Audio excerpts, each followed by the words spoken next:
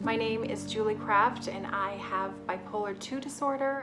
I'm Shaley Hoogendoorn and I live with bipolar 2 disorder. I was diagnosed 10 years ago at the age of 36. I was told of my diagnosis and I remember being relieved but also terrified. I know the perceptions and the stigma that goes along with it.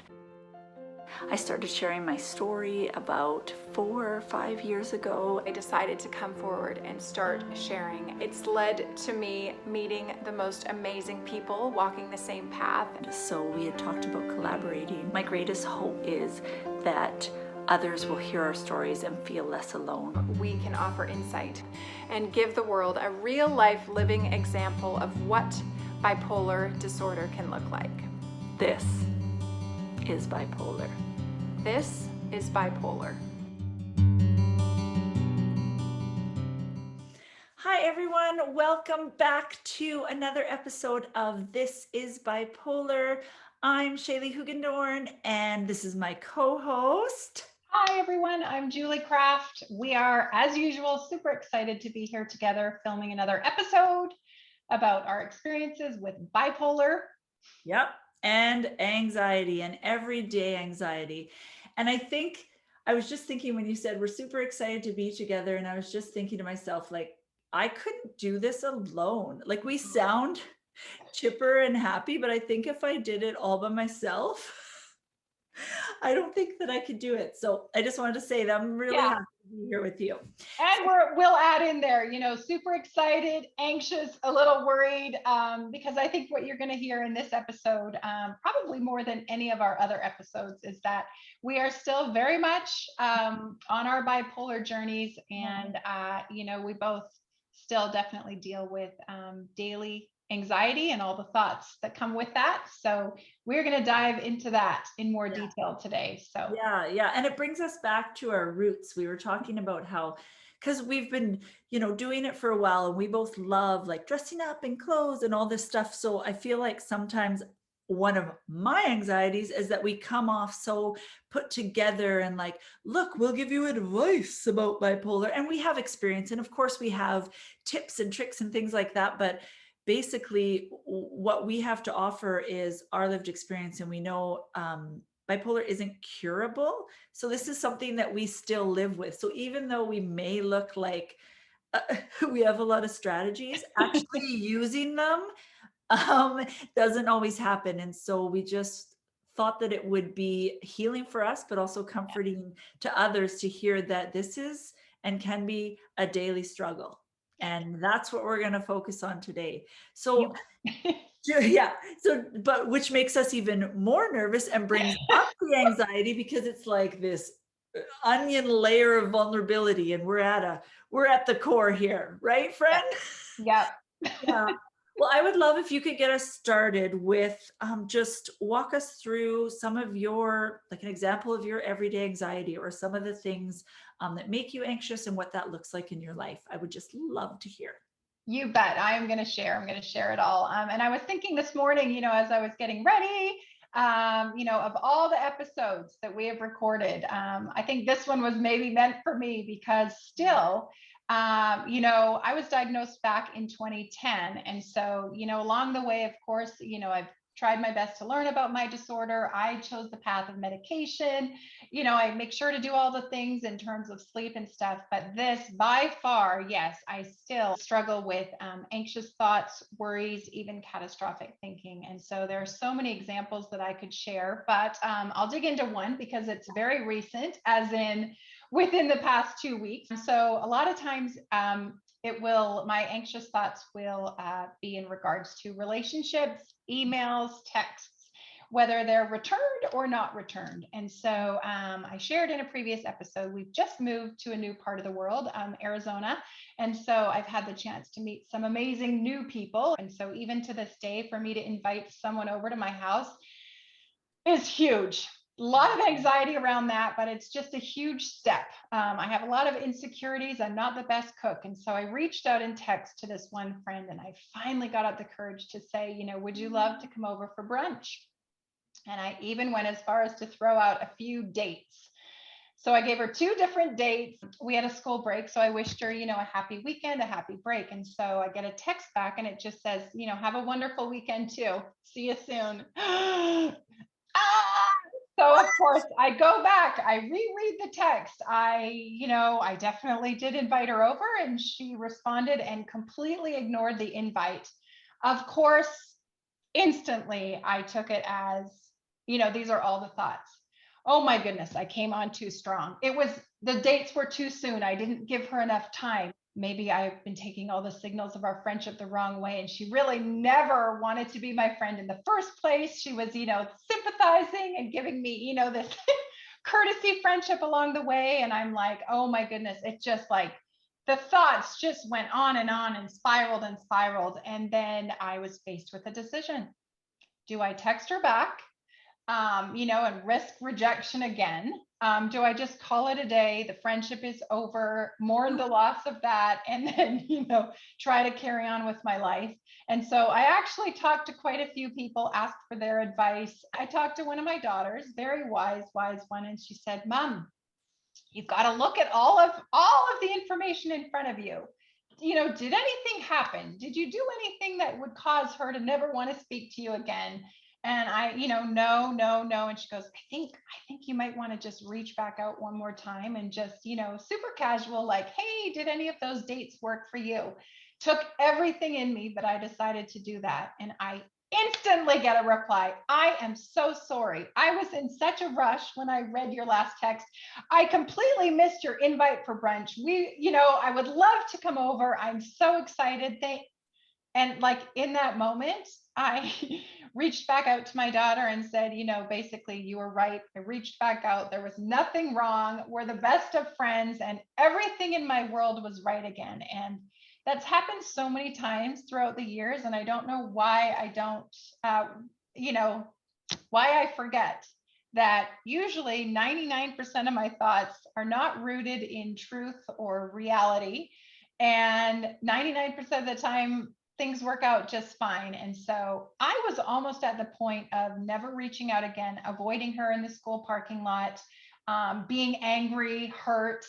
And I mean, it was all just a miscommunication. So that was just as recent as 2 weeks ago. So for anyone out there thinking that, we don't still struggle, we absolutely do. So that's just, one very recent example of, my thinking and how it can get so far off track and just spiral completely out of control. Not to mention in that period of time, I became a grouch. I was not nice to my husband. My kids, just everything in my world was not right. And so, Shaley, I'm going to throw it back to you now, just in terms of relationships, because I know that it's not just us on our journey, it's the people that live with us and, that are walking alongside us. So I'm just curious to throw the ball over to you and ask you just about any of your experiences and maybe how they have affected or do affect the people that are closest to you. Yes. I just wanted to, when I was listening to you, I was like, yes. And I think one thing, because we're always trying to talk about, because we throw around this word anxiety so loosely in society right now. And I'm always trying to figure out, like, how do I explain the difference between clinical anxiety and anxiety so that people, see the depth of this and just, I find that really difficult because of language, right? And just what you were saying. I am sure that people that don't have clinical anxiety do have some of these thoughts, right? And there's that overlap. But I think you described it well with that it takes over. It isn't just like, oh, maybe they don't like me or whatever. You can't stop thinking about it. And then like, you're just like, you just feel any wounding comes up from before, right? Like childhood, if you ever felt left out or things like that, it's like Everything. Our brain just brings all that back up and tries to give evidence to the other, like to usually the catastrophic thought, not the, well, maybe. And I love that your daughter did that, because like, that's what a therapist has said to me before, be a detective, right? Yeah. look at all the facts, but I'm just still like, yeah, but, right. And I just thought that was really important. And like you said, affects your whole life. Like you said, I Yeah. talked to some people, I talked to my husband, like Yeah. you can't stop thinking about it. And it would be, the last thing I would think about before going to bed, the first thing in the morning, and it clouded every other experience I was having. It really felt as if nothing else was right in my world. And then in that instant of her texting back, everything flipped. Just that contrast, how I could go from, the depths of despair and anger and frustration and just complete insecurity to being on top of the world. Yeah, yeah. And two, I was just thinking when you were saying that, the whole I don't know if you get this, but I feel like there's an added layer in that then I'm judging myself. So I'm not only having all these feelings and this terrible experience Yep. myself, I'm judging myself, like, because a part of me might be like, well, if other people are saying maybe it isn't a big deal, it's like, well, not only is there something wrong with you for thinking these things, like what's the matter with you that you're always negative? Why can't you, you read about reframing thoughts all the time, you post about it, this, but you just Yeah. immediately go to that. And I find it really hard to remember that because it feels so much a part of my personality. Yeah. I have a really hard time weeding out personality versus, chemical imbalance, Yeah. because it's just so confusing. And I've had things like that for sure. If we're going to talk about text things, or one of the worst things that you can do to me is say, we need to talk. Oh, Or like, I have a question for you the next time we see each other or whatever. And I'm just like, it must be horrible if you can't just text it, yeah. right? And it must be, and you're breaking up with me, friendship, you're, you know what I mean? Or I've done something to completely offend you, or something, other things, right? And because I'm so public online, if it's someone, I try and think, like, did I tell a story on the podcast that would offend them? Like, I just go through all the things. So do not say that. Just talk to them about the thing, or ask the question. Don't text ahead Or of time give with us a question. even a hint. Hey, Yes. I need to talk to you about, Yeah. It could be like, something we I saw. have a question about how you train your dog. Like, it might be that, but I'm thinking it's over. Like, Yeah. I'm going to be canceled. Like, Yeah. it's done. Right. And we laugh because that's a coping thing too, because Yeah. when I'm retelling this thing, logically, I can see how this doesn't make sense at all. And logically, I could see, how far it's gone, but reeling it back feels impossible. And then, like you said, because it's taken all of your energy and all of your thought, and your nervous system's all in whack, Yeah. very hard to show up for other people in your life and other things, because you've used up all your energy over here. So like you said, irritable. One of the things that I go to a lot is, after I've started feeling that way and feeling sad or whatever, I'm like, I need to make sense of it. So my brain wants to blame the person that's making me feel like this, even if they've done nothing wrong, right? Like, I want to be like, how could they send that text? Like, they know this would make me anxious, and I feel like the world's against me. So then I'm like angry. So I'm having this like whole relationship situation slash maybe fight slash reconnection. I'm doing all of this without the other person. It's just, it's just really hard to get stuck into it. And the worst thing too is when, then I feel like I'm burdening my people, that they're just not like in their head saying, oh, get over this, right? Or it's just, it just feels awful. It feels almost like mini little fights all the time, or in your own head. And then on top of that, just the embarrassment I feel when it's just all fine. Even though I'm relieved, then it's like, I also get kind of upset, the added upset, that I feel like that was such a waste of my time and my energy and my stress. And and then it'll happen again. It's just so messy. And it just feels like we were saying before, like, it just feels so like almost unfair, right? Like it just Yeah. feels like I want that time back that I wasted on this, but it's very, very hard to put those things into practice when your brain lies to you. And For I sure. think, yeah, and I think also you start to question your reactions and your feelings to things, which is never a good feeling. So, after my friend texted me back, I did sit there for a while and say, oh my goodness, here I am, this grown woman. I misread this situation. Do I have the capacity to, look at things from a rational perspective? Am I always going to need to bring in someone else? So it's really hard to not gaslight yourself, to not Yes. question yourself. So yeah, I mean, it's all interconnected. Now, Shaley and I are both married, so I don't know. Can I go here, Shaley? Am I able No, to you ask a go. little bit more about, how sometimes anxious thoughts or overthinking can even affect a serious relationship like a marriage? Yep. Yep. I'm gonna go there. I'm gonna go there. Go there. Do you want me to go first? Yep. And Okay. I may or may not go there. Because it's hard, right? Because then Yeah. the other person's involved. But my husband's pretty open about a lot of things, but it really does affect our relationship I because I catastrophically think and I try to think out everything, I think out everything that can go wrong. So then I try to prepare for that, or I'm overthinking it. So then I go to him to talk about it and I just like all his ideas. I'm like, nope, nope, nope, because I feel like I've already thought about them and how they wouldn't work. And then when we finally decide something, I'm like, well, wait a minute, but this. And he's just so frustrated. He doesn't feel listened to. He doesn't like, it doesn't matter. He always says it doesn't matter what he says, it's not going to help.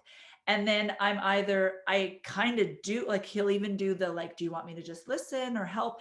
It's like the indecisiveness of it all that wastes so much energy. And then um I feel like because I've made such a big deal about it, if anything goes wrong, I feel bad or like I need to apologize to him because I forced this or I made the final decision or something went wrong completely out of my control.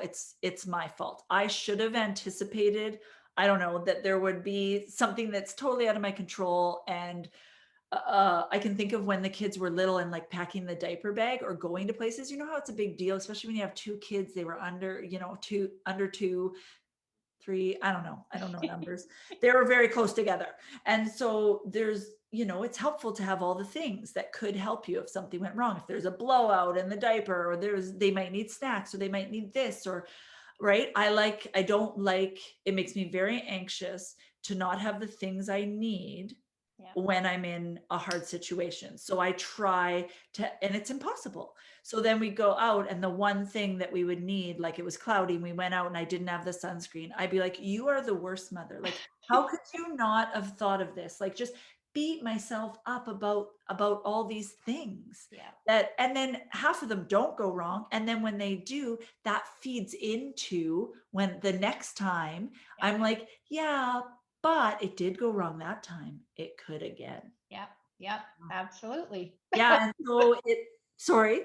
Yeah, absolutely. I mean, I am tracking with you. I just hear it's, we are so similar in our experiences, which I think is what led to the instant connection when we met, to just, and I would hope for anyone listening to just sit and be able to hear someone else describe such a similar way of thinking or similar experiences. It really is such a relief, it's healing, and so yeah, our hope in sharing this has always been, for anyone out there that they would also know that they're not alone, and And we relationships are hard, uh, really hard when you have these anxieties. And I think we have to work really, really hard at this. And I know I hear over and over with messages that we get about like, broken friendships and broken relationships and the guilt afterwards of thinking that it's your fault and such. But I just realized that I gave an example.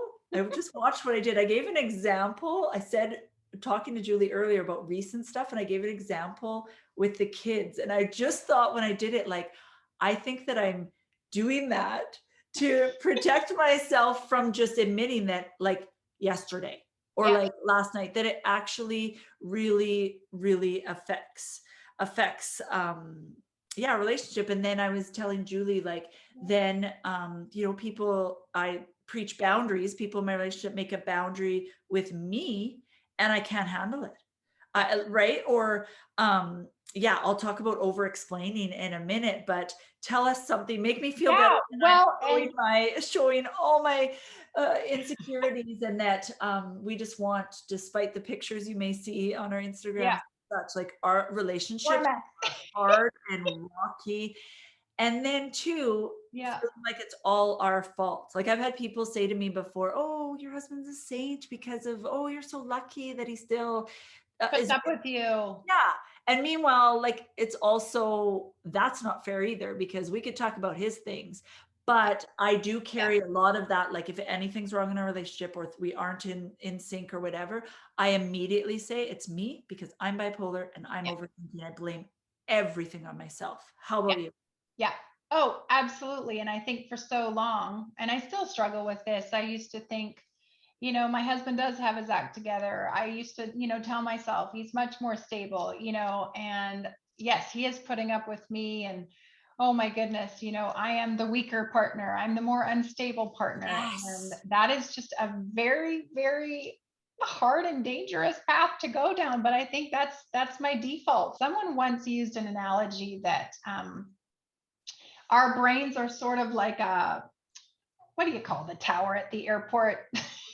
The control tower, Yes. the one that says, yes, this plane can land. Yes. And so we really do need to treat each thought as a plane asking to land. And we have to seriously say, is this true? Am I going to let this land in my heart and my mind and sink in as truth? Or am I going to say, nope, you're not landing. You got to keep taking off. And someone else also said, to retrain the way your brain thinks or its default setting overnight, it's not going to happen. It's going to take a lot of work.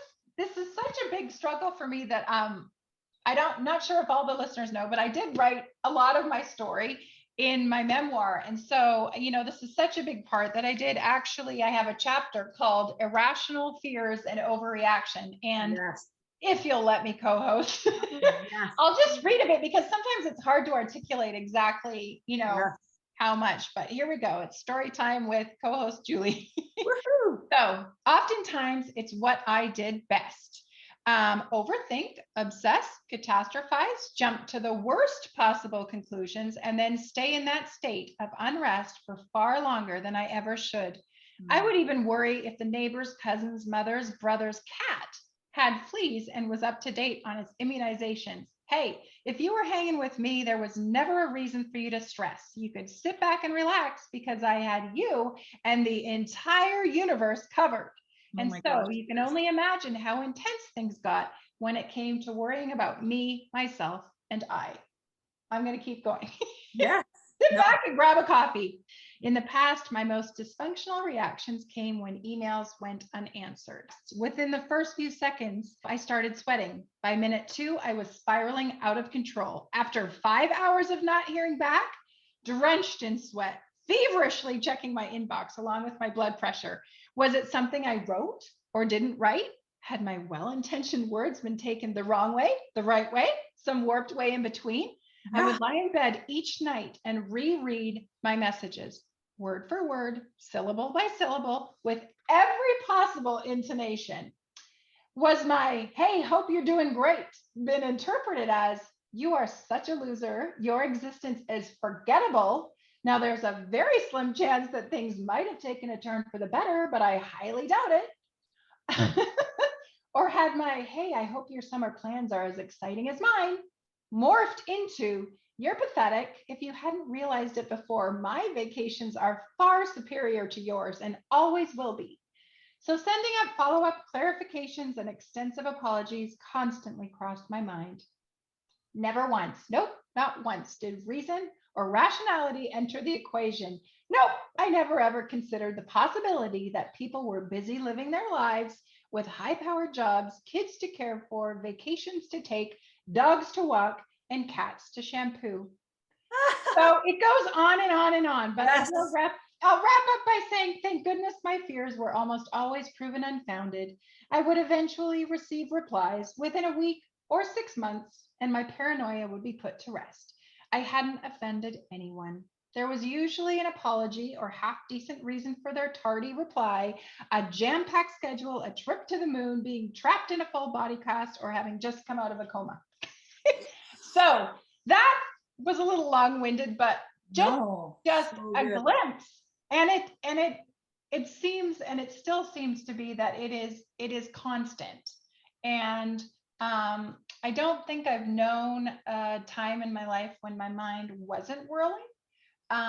So, sometimes I am really curious what it would be like to not have all those extra thoughts and added worries. And I'll often do a brain dump to my husband of, what's spinning in my head, and he'll just be flabbergasted and just say, how do you live like that? How do you function like that? I don't even have one of those worries spinning around it, even in a week's time. So, yeah. And I remember reading a very powerful piece that you wrote. I think it was a letter to my mind, my beautiful mind. And you described a little bit of your thinking process. And I just sat there and went, oh my goodness, I'm not the only one in the toothpaste aisle Right? thinking of all those thoughts. So it's just so incredibly powerful and healing when you find out that the way your brain works and thinks and whirls is that you're not alone in that. Yeah. So Yeah. You know what, when you were reading that, I was like, I think that was the part of the book that I clung to the most, right? And I think that was when I was like, we will be friends. We will be- forever. yeah, and Julie would never plug her book, but I am going to say Ah, you can buy it wherever books are sold, but the best price, and usually the best place is on her website. So yeah, you're very kind. buy Thank her books. you. Thank you for your support, friend. Of course, number one. Well, and I even have worries and thoughts about that. I mean, it's a miracle. Number one, that I, got over my fears and insecurities as a writer, and then all the stumbling blocks along the way to actually put it out into the world. And after, sharing today how sensitive I am, it was a really big thing to put so much of yourself out there, and we talk about vulnerability hangovers. And so, yeah, that's definitely, It's like putting your heart, every time I write something or even post, it's like putting your your heart on display, and you're like, someone, people poke it or whatever. It's just really hard. And I love what you said about just someone, it's like this, people saying me too, or saying some things you can relate to aloud is like your pain's getting witnessed, right? Or you it's just so shocking to me. Like we have like we're shocked that a lot of people listen or are yeah, in our Instagram and get messages all the time yeah, of me too's. So why do I still think I'm the only one that's this weird and there's something wrong with me, when I know there's so many people out there, and it just shows how deep the self stigma and the stigma is, yeah, and that we're always fighting that. And it reminded yeah, me of there's two things that I was yeah. And then excited. I have something, so you Yeah, go. two things. These ones are almost like things that I've been trying to do, and I just felt like it reminded me of what you said. The thoughts. So the thoughts, you said, let them land. I just love that image. I was picturing all the things, and it was I've done lately. So I've named my anxiety because I'm trying to see it outside myself, so I don't think I'm a loser, right? So I've named it because I'm a teacher in like alliteration. So it's Agnes anxiety. So Aw, I think of it like a car, and I'm just like, I used to try and just like get out, right? If yeah, Agnes is my anxiety, but now I realize that just makes her louder. So then I'm like, okay, I see you, you're here, yeah, but you don't get to take the wheel, yeah. right? Or get in Oh, the I back love seat, that. or bye-bye, Agnes, or tell her you're, but I do need to acknowledge it. Whereas trying to put it away right away. It just doesn't work. It comes back tenfold, right?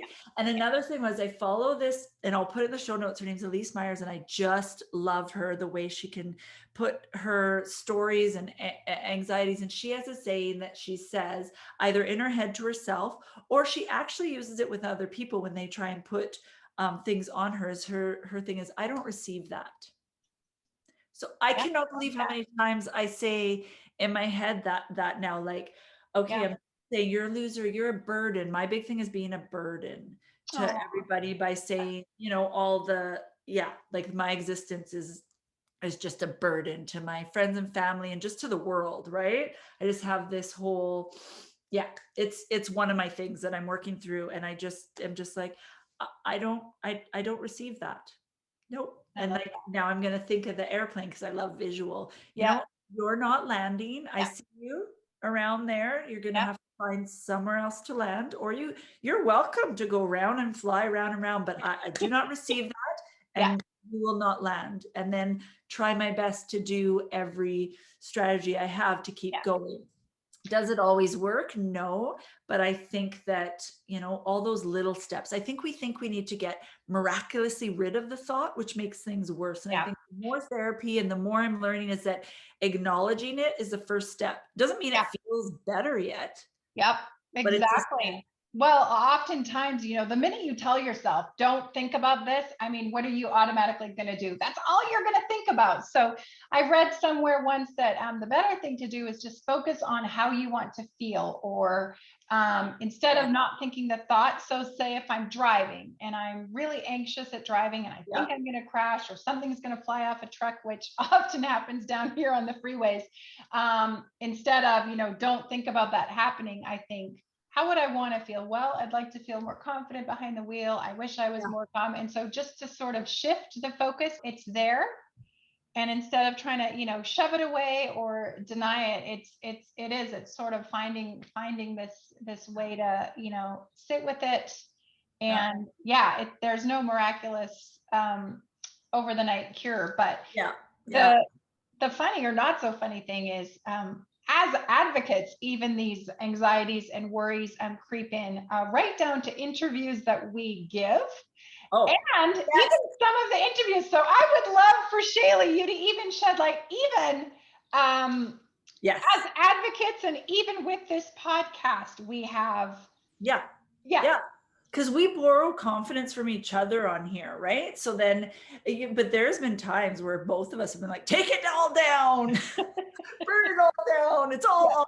But I've had actually a couple times, and I used to do a vlog before the podcast too called Sisters in Mental Illness. Anyways, I've had some experiences where, your hope is if you interview someone, your hope is that they'll have a good experience and that, that you connect and everything. And I feel like that's happened with everyone. But what happens to me is I've had it where they didn't share right away, or there was even someone that didn't share it at all. Like, I'm convinced that I have completely offended them. I've botched the interview. I've made them uncomfortable, which is my worst fear. And that that it's terrible. So then I'm thinking, do I take it down? Do I why wouldn't they? But then I also don't want to be like, people are different about what they want on their social media, right? So I'm don't want to be pathetic either. Why didn't you share? Did you not like our interview? Or was there something that offended you? Because I'm also scared. What if I don't actually really want to know? Exactly. We did all that work. Do we want to pull it? And then chances are sometimes they actually have a schedule and they weren't planning to put it until a couple of weeks. And I so appreciated when I interviewed Sharice, she told me that, just so you know, I have a schedule. It's going to come out later or whatever. And I was so grateful for that, because in that time period, I've worked up to, I should quit. I cannot. You're a terrible person, Shaley. The mind goes there, and it goes there quickly sometimes. I think we've even done an interview together for a publication, and it wasn't coming out. And then I think the publication no longer even is around. So all this time, the magazine that we worked so hard So all this time we're laying in bed, was it the way I answered this question? Was it this? Was it that? And it's and maybe they're just not telling us, and they're trying to be nice by just ghosting us or whatever. Then yeah, it turns out they like got bought out, and then it yeah, folded.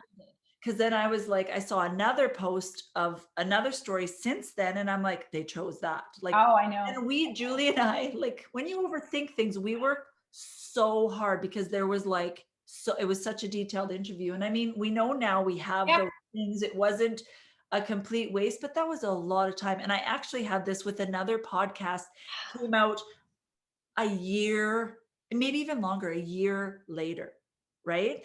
And I actually had to ask, which was humiliating because I didn't, but I needed to know. And then Yeah. I checked, they'd be like, oh, soon. And then it'll be months. So if you're someone that has a podcast or magazine or anything, always let people know.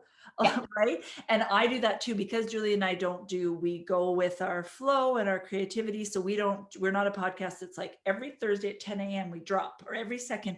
We do approximately 2 a month. Yeah. Right.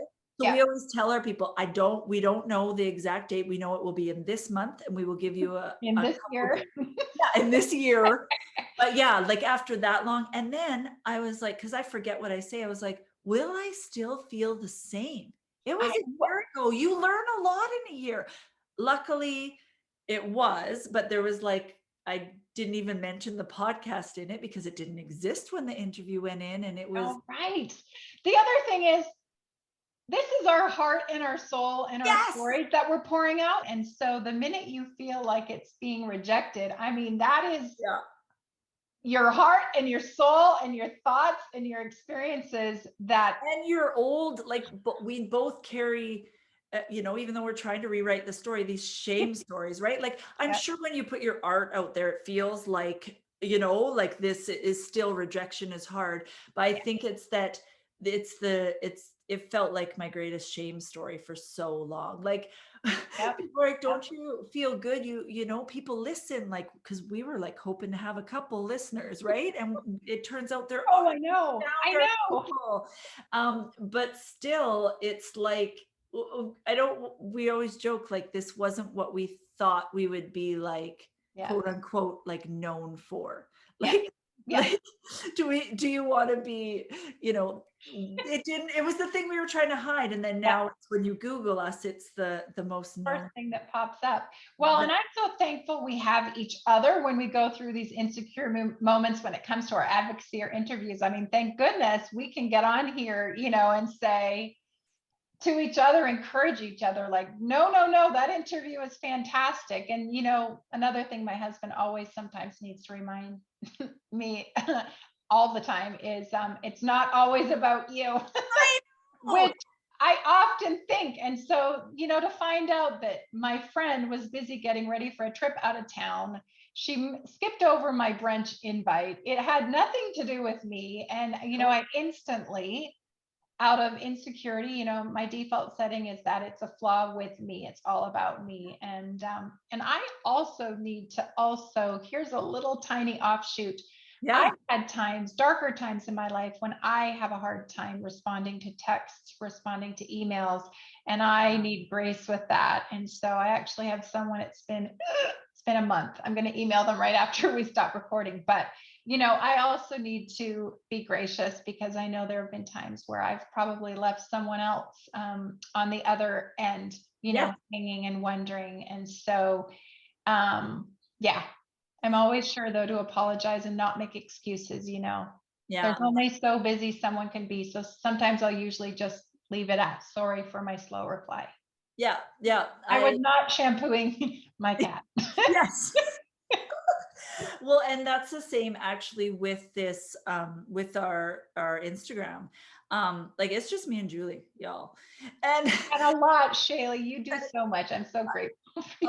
we're so, yes, are grateful for each other's opposite giftings, right? And I love, I want to answer each message, and I also like want to honor, and do a good message back. right? Yeah. But sometimes it gets me to losing it because Instagram, come on now, you got to organize it better. There should be a file of unanswered, because then as soon as people like stuff, it pushes them 60 down.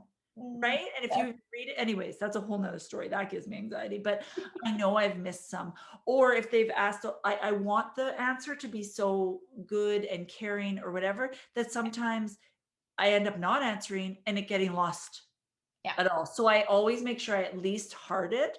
And that goes back to with my friends. I'm like, they know this. So they know, like, if they, like, I've read, like, if I've poured out all my pain to them or something, we have this close circle of WhatsApp group where we can just be totally honest, and it's radio silence for a while. They also know that they know that, so they'll just put a heart. Or I've said to friends before, like, when I'm not doing well and I can't, just know if I send you this purple heart, that I have read it and my heart is with you and I love you. I just don't, it's not about you. I just don't have the capacity to respond right now. And I think even doing that, because sometimes it messes me up because I want the perfect answer, so I don't answer at all. Yeah, So if you're exactly. one of those people, message back. Yeah, message back. I know. And also, this is where for me it's been so important to, with my safe friends, not with everyone, but just share that I have all these thoughts and worries, so that they can sort of, if they do leave that message, call me back. I have something huge to ask you. We are thinking you are going to want one of our organs. Yes, right? Our mind will think of every possible scenario or question or thing that you need, and then it will focus in on the worst. And then we're going to focus on how we can avoid you for the rest of our lives. And we can't expect people in our life to, like, why wouldn't, you sometimes you get like, well, how could they do that to me? But if we don't actually tell them how that made us feel, then they're going to think it's no big deal, because that wouldn't bother them. They were actually asking to borrow your, I don't know, we're on an animal thing, dog shampoo, right? Like, yeah. right? So telling them or whatever. I would love to hear, so we clearly we need to do a whole episode on relationships, and we'll probably do more, but I want to hear about some of your everyday things. I know that you've mentioned, and I know I got a couple of texts about it, and it's stuff to do with everyday things like the hairdresser. Tell me your hairdresser. Oh, the hairdresser. So, we've just moved. The biggest, most important thing after you move is finding a good hairdresser. So this was it. This is the salon in town. I booked in with the owner. Waited 2 months to get in, and it came to my appointment day, and I'm just sitting there going, okay. The small talk at the hairdresser, it always gets me, but I thought, this is a fresh start. This is a chance for me to, put my best hair forward, my best face forward. And, I'm sitting there, You're starting over. What am I going to say when she asks, what I do? And I'm going to tell her, that I'm a mental health advocate. Do I go, there's all those fears for us when we first meet someone. And sure enough, she's so cool looking and tattoos, and her hair is amazing. And she comes forward to me, and I happen to have my cell phone in my right hand or my left hand, and she goes to shake my hand, and I've got my cell phone. So we end up shaking with this cell phone. And then I almost drop it, and the most awkward, and the entire rest of the hair appointment, all I could think of was recovering, proving to her that I'm, a good person, a good mother. Then I admitted to her that going to the hairdresser makes me anxious. And then there's always when they're rinsing your hair out and you're laying back, and what do I do with my hands? Do I lay them at the side? Do I cross them over? And I'm going to look like I'm in a coffin. Where am I? Like, just, and then it's, who's sitting beside me? Do they know I'm listening to them? I want to see what their hair looks like, but if they see me look over, are they going to think I'm creepy? She's back with the bleach. Okay. Do I close my eyes? I just don't want to talk anymore, but she's talking. But if it gets too quiet, who's going to break the silence? By the time I left, I was blonde again, but I don't know if I'll ever go back, because I can't stop replaying the handshake. Just because you think it or feel it doesn't mean it's true. And I have to always remind that, just because I feel it, just because I felt like it was an awkward handshake, she might not have thought twice about it.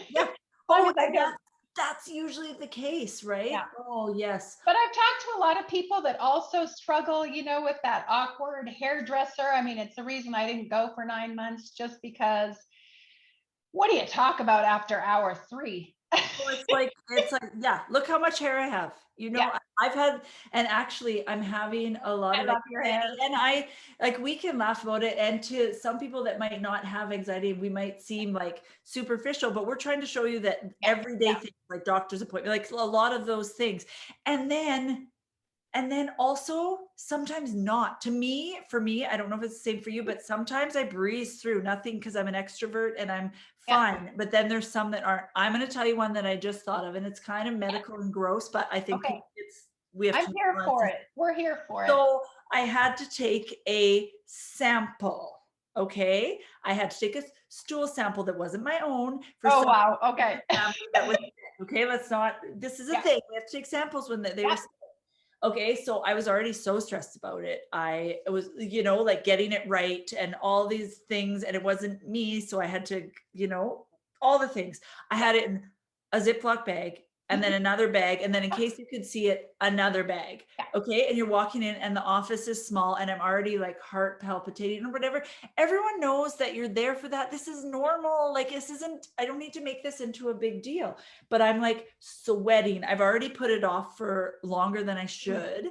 Right. And so I go in and it's small or whatever. And then of course there's like a long waiting. So it's building and building and building. And I see them talking to other people and I'm like, they're not being very discreet. Like, No. it's like, this is not set up for an anxious person. So then I go up and I'm trying to lean in and quiet or whatever this is for. She's like, well, where's the blue form? Well, I didn't have the blue form. So I'm just like, the person was mean to me and I'm not overreacting. She was mean. She was like, you don't have the blue form. And I'm like, no, oh my goodness, I'm so sorry. I can tell you when I came. I can tell you the health number of the person it's for. And I keep repeating that it's not Oh, mine, which then I'm stressed because I feel like the people behind me think I'm just saying that because I'm anxious, but really it is. It was awful. So I'm like trying not to cry and hyperventilate or whatever. She gets me all the new forms. I run out of there. I'm bawling yep. just on the way home, like from so many things, from all the experience and the embarrassment. And also just like, how could you be such a cruel person? And also like, this is the closest blood clinic or places that you go. And I can never show my face there again, ever. And I did it. I made my husband bring the next one and whatever. So I'm just like, if you're listening and you're like, no, like just always be kind because the simple thing Yes. may be so hard. And like, even thinking about it right now, Yeah. heart palpitations and like the hairdresser, like you said, and my hairdresser's moved to the movie industry, and my hair is hard to do because it's different. It's coarse and curly, and I dye it a hard color, which is red.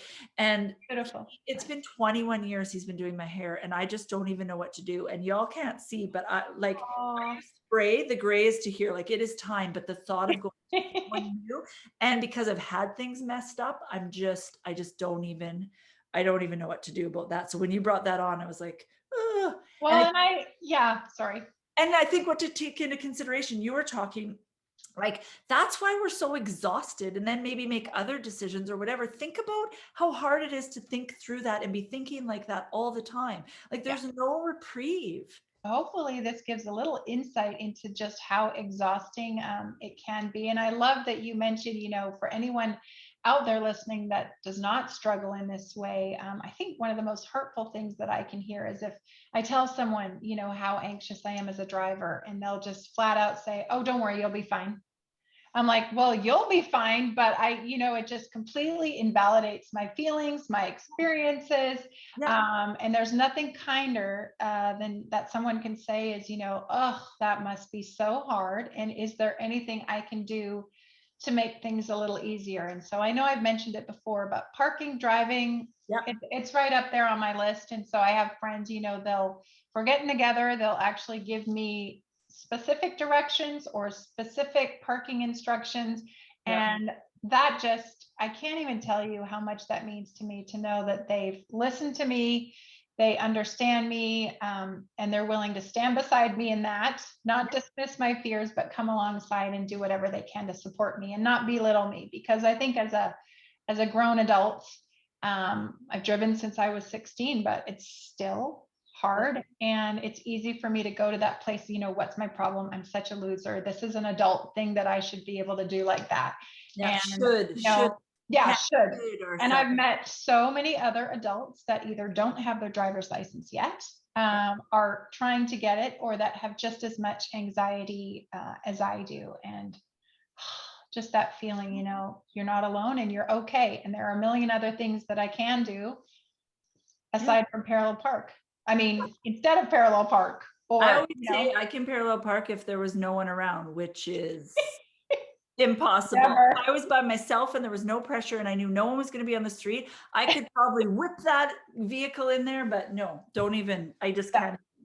And I think what you said was really important. I know it's awkward and you want to make someone feel better, but you're actually making it more awkward and worse by trying to make us feel better, because you know what? We're not going to tell you next time we're worried or we're anxious, because we're not going to be able to come to you with that same thought, and I'm not going to trust you. Because if I can't share that and you don't receive it or witness it, and you're just telling me, the things, refer to our episodes of words that hurt and words that help, for sure. Yeah. Well, I think that we're going to be talking about anxiety again and again and again, but we really wanted to talk about everyday anxiety, and also because we're kind of living in it. And sometimes I feel like I'm talking about things that happened in the past or this, and we really wanted you to know that you're not alone. Yeah. Right. Yeah. And we've even, one of our posts, we've asked people, and we're going to do another episode saying, with the things that other people have for everyday anxieties. And our second hope is that if you're listening, and I really hope that there are people also that love someone or anybody, because we know how many people have mood disorders and or mental illness. We hope that it can help give you a little bit of light about how to be a better friend or coworker, and just see our humanity and see our illness, and just try to take a glimpse into what it's like to live with a bipolar brain. Yeah. So thanks for being here and listening. This is Bipolar. This is Bipolar. Thank you so much for joining us today on this episode. You can find previous as well as future episodes on YouTube for the video version. You can find the podcast on Apple, Spotify, Google Play, and Podbean. And we spend most of our time where you can join our community and interact on Instagram at this.is.bipolar. It is so helpful if you enjoy our work, or think it would be helpful to someone if you could like and share and save and follow us in all or any of those spaces. Another thing that's really, really helpful, if you're a listener for the podcast, if you could leave a review, we would be forever grateful. Again, thank you for being here with us. Let's get the word out. Let's share lived experiences so that we can change the ideas that people have about bipolar and help those of us that live with it feel less alone. See you next time.